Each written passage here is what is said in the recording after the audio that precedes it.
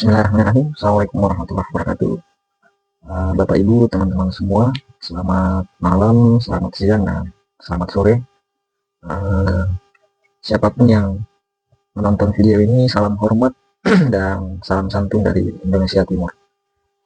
Nah, Bapak Ibu, teman-teman semua, pada kesempatan ini kita akan menyaksikan bagaimana seorang Bapak Gubernur Kalimantan Timur yang saat itu ketika rapat dengar pendapat dengan Gubernur se-Indonesia di DPR Senayan, kita telah menayangkan, bahkan telah viral di beberapa sosial media di platform di Indonesia.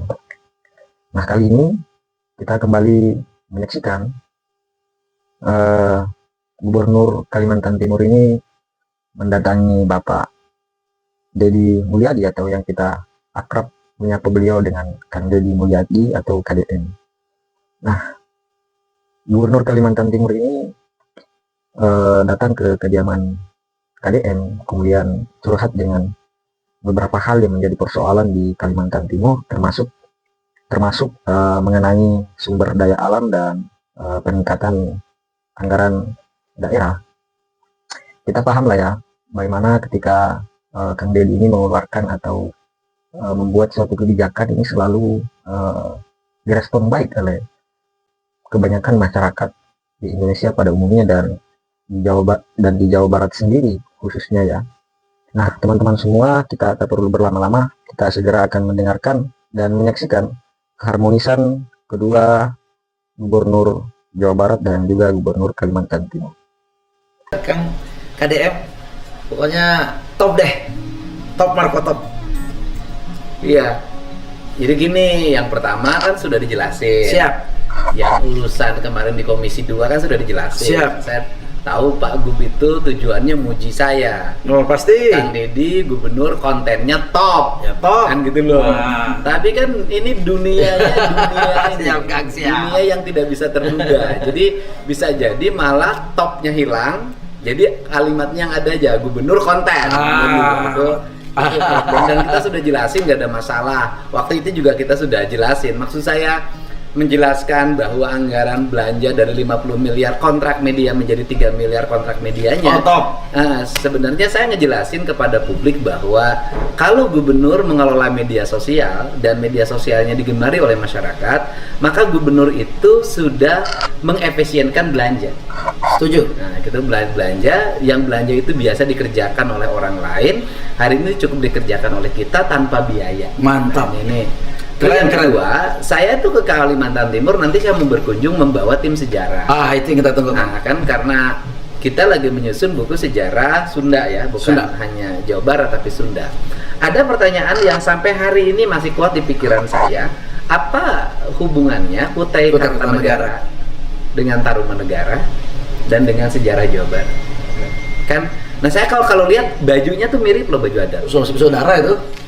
Masih Terus bersaudara. kemudian ada gamelannya tuh Sama. mirip. Sama. Nah, itu juga menjadi bahan analisis kita. Apakah dulu kerajaan Pajajaran tuh wilayahnya juga sampai Kalimantan? Kan kita tidak tahu juga. Nah, kemudian apa hubungannya antara orang Sunda asli Ya. dengan orang Dayak, Pak? Ya. Karena dari sisi kulit, terus kemudian garis-garis wajah itu hampir sama. Iya. Jadi orang Dayak, orang Sunda asli misalnya yang pedalaman yang sekarang masih tersisa Baduy gitu kan, itu kan sebenarnya hampir mirip.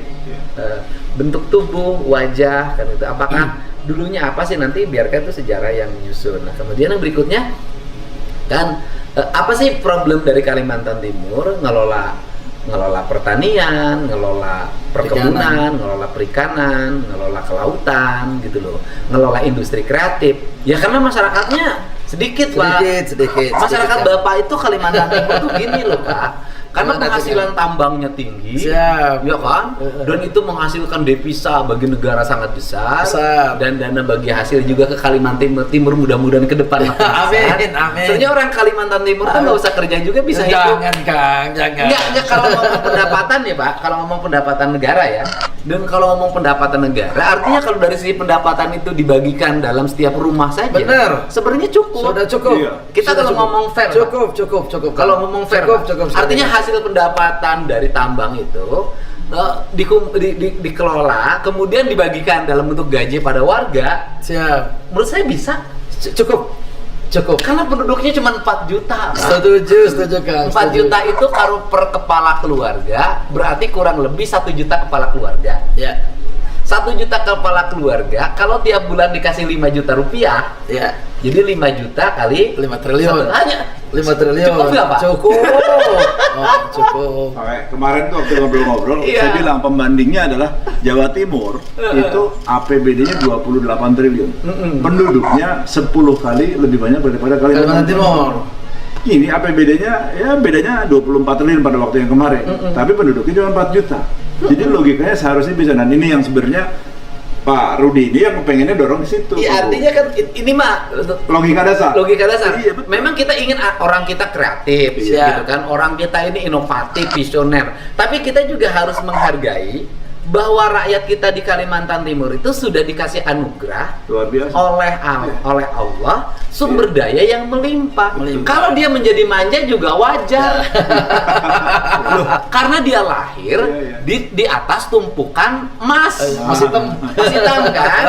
Nah, kalau misalnya orang Jawa kerja keras juga wajar karena dia lahir di daerah yang sudah berkompetisi sangat tinggi dalam wilayah yang sempit. Sempit dan Makanya sumber harus daya alamnya berinovasi. terbatas. Sumber daya alam terbatas.